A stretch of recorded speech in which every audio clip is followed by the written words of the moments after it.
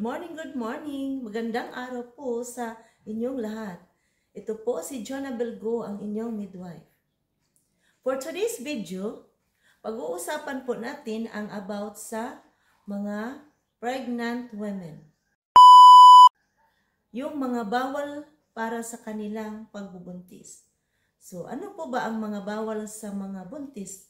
So, una, pag ikaw ay buntis, bawal ka maghaplas. Kung nibalaan na nimo kung ikaw buntis, ayaw na pang haplas. Kaya kanang haplas, sa unang panahon, sa atong mga katigulangan, mao yun atong mga tinuhuan. Pero sa pagkakaroon, according sa mga eksperto, nga ang haplas, dili gyud siya pwede ikuan nato sa mga buntis. Kay number one, makakos na siya og nagabusog ang atong tiatris. So, di ba kung maingon ta nga panuhot ra na siya, nya sakit ang tiyan, nya mura mingon ud-ud.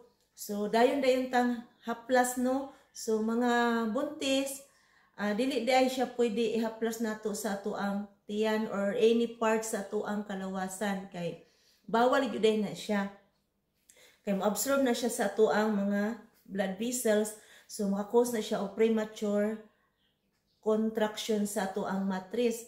So once magsigig contract atong matris, so may posibilidad nga ato ang cervix ma-open siya, so mo nang makaanak ta og sayo. So mga buntis, kung pwede lang hinahinayin na ninyo og iwas ang haplas.